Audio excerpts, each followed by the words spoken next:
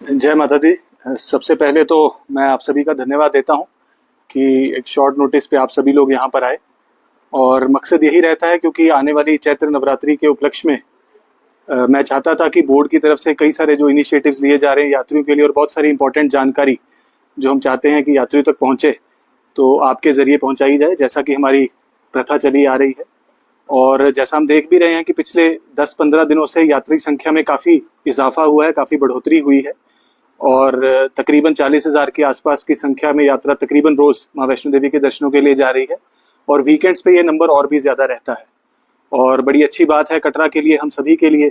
और हमें ये उम्मीद है कि ये जो बढ़ता हुआ ट्रेंड है ये आगे आने वाली नवरात्रि में और बढ़ेगा और संख्या में और वृद्धि होगी। उसी को देखते हुए माननीय अध्यक्ष महोदय श्री मनोज सिन्हा जी के नेतृत्व में बहुत सारे इंपॉर्टेंट डिसीजंस, बहुत सारे इनिशिएटिव्स जो हैं वो लिए गए हैं और बहुत सारी ऐसी फैसिलिटीज हैं जिनको हम रोल आउट करने की कोशिश कर रहे हैं और कईयों का ट्रायल रन। एससी ब्लॉक की तरफ से सभी भक्तों को जय माता दी। और हम आ गए हैं माता रानी के दरबार पर माता रानी की सजावट के साथ में, जो माता रानी के नवरात्रों की सजावट माता रानी के भवन पर चल रही है। तो हम अपनी वीडियो में आपको यही दिखाएंगे माता रानी के दरबार पर कितने लाखों के फूलों से माता रानी का भवन सजकर तैयार होने वाला है। और रात में आप देख सकते हैं माता रानी का भवन कुछ ऐसा दिखता है। कुछ ये लाइटिंग माता रानी के भवन पर अलग अलग तरीके की लाइटिंग हो रही है और ये रात के समय पर माता रानी का जो भवन है उनकी लाइटें रंग बिरंगी बदलती चेंज होती रहती हैं, तो इन लाइट को लगाने में भी काफ़ी समय लग जाता है। तो माता रानी का भवन इसी तरीके से नवरात्रों से पहले भी या नवरात्रों के बाद भी चमकता रहता है। ये देखिए माता रानी का ट्रैक और भीड़ आपको माता रानी के भवन पर काफ़ी देखने के लिए मिलेगी।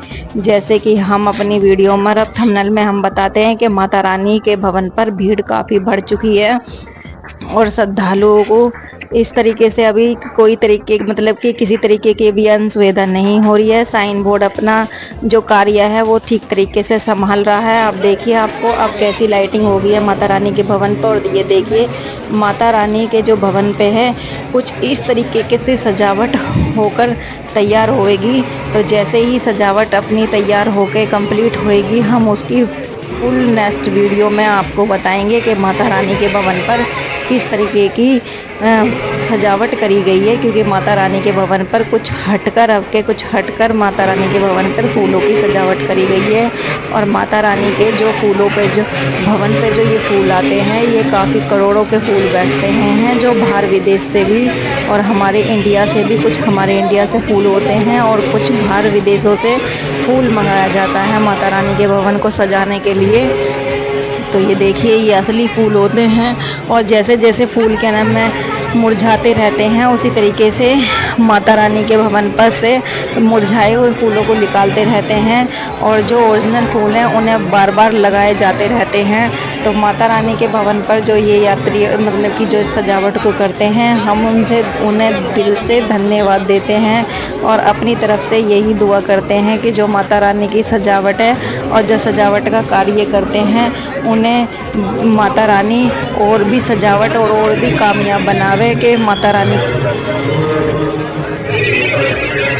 तो अब हम नेक्स्ट अपनी बढ़ते हैं नेक्स्ट वीडियो में अपने नेक्स्ट पार्ट की तरफ, जो मतलब कि माता रानी के भवन पर भीड़ है। आप भीड़ देख सकते हैं काफ़ी भीड़ बढ़ रही है और माता रानी के जो भवन पर है अभी जो श्रद्धालु इस टाइम जो बताए गए हैं वो 45 से 40 हज़ार यात्री इस टाइम पर माता रानी के भवन पर पहुंच रहे हैं। और ये जो आंकड़ा है ये और भी ज़्यादा बढ़ सकता है माता रानी के भवन पर, यानी कि ये 1000 से ये लाख से भी 2 लाख तक पहुंच सकता है, ऐसा अनुमान लगाया जा रहा है। और ये बहुत अच्छी बात है कटरा वासियों के लिए और साइन बोर्ड के लिए भी, क्योंकि जम्मू कटरा जो है वो यात्रियों से ही चलता है। वहाँ पर कोई क्या नाम है ऐसा वैसे कोई फैक्ट्री या कोई साधन नहीं है इन लोगों का जो वहाँ पर इनका क्या नाम है घर चलाने के लिए कोई साधन हो। तो ये माता रानी के मतलब श्रद्धालुओं के ऊपर ही निर्भर रहते हैं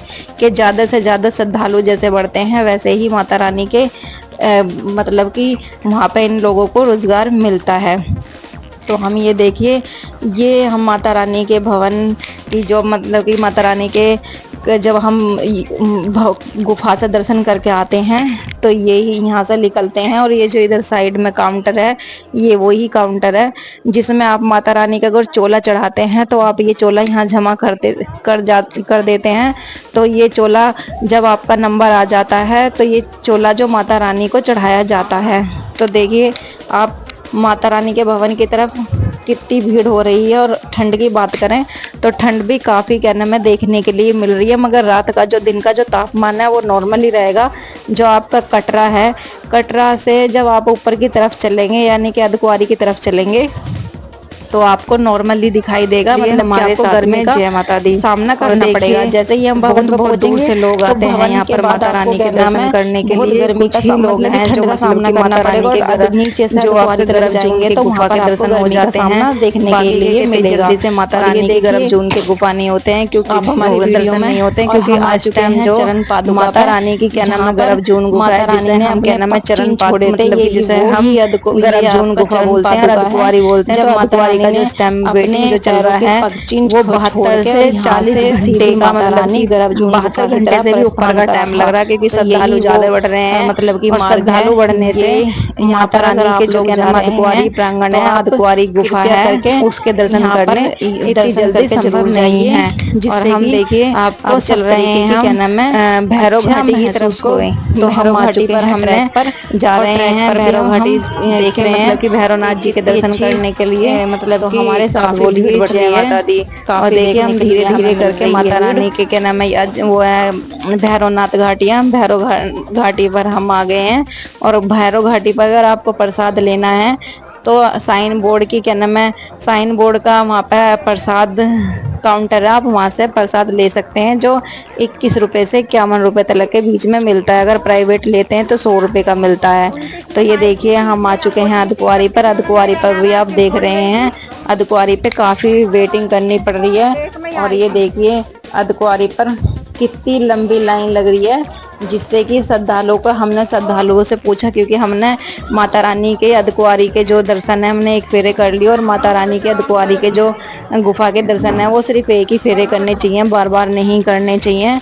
तो माँ के गर्भ में सिर्फ बच्चा एक फेरे निकलता है, बार बार माँ को गर्भ जून गुफा में को ना निकलें, क्योंकि जैसे माता रानी हम एक फेरे दर्शन कर लेते हैं, बार बार दर्शन नहीं करने चाहिए, क्योंकि ऐसे मातों को परेशान नहीं करना चाहिए, बार बार क्या नाम है गुफा में निकलना नहीं चाहिए। तो हमने पूछा, बोलिए हमारे साथ जय माता की। मिलते हैं नेक्स्ट वीडियो में।